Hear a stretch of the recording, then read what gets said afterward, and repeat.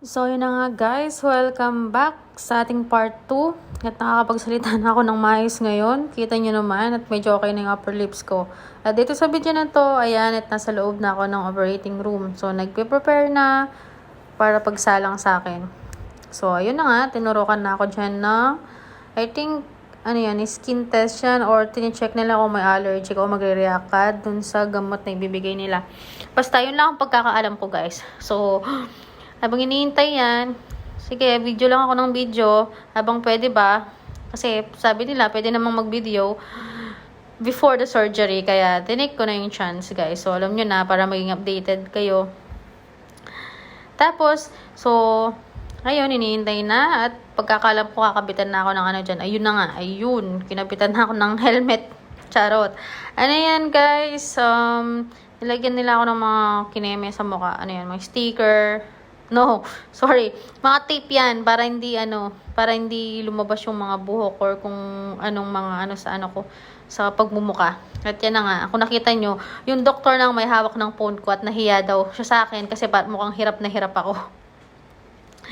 So, ayun, habang naglalagay lang yung assistant niya ng mga tape sa mukha ko, medyo okay pa ako dyan nagsasalita, kinakausap siya. Tapos, ayan, habang kinakausap ko yung doktor, so medyo bandard ko na dyan guys, kasi alam nyo na, baka bawal, mahirap na. So, yung surgeries, umabot tayo ng 1 hour and 30 minutes.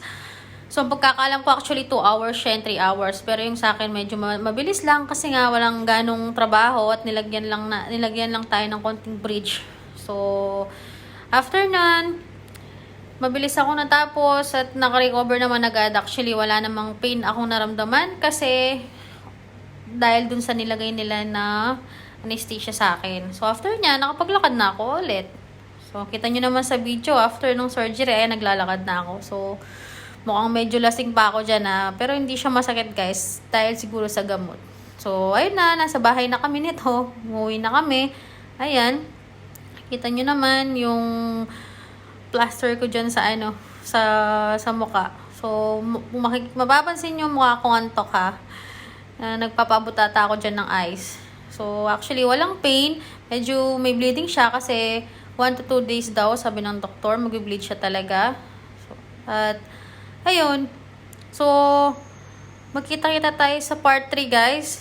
Sa recovery ko. Like, kung paano ko siya lilinisan everyday. So, i-upload ko yung first day, second day ko, kung ano yung mga ganap ko, guys. So, stay tuned. Huwag kalimutan mag-like, share, and subscribe. Ciao!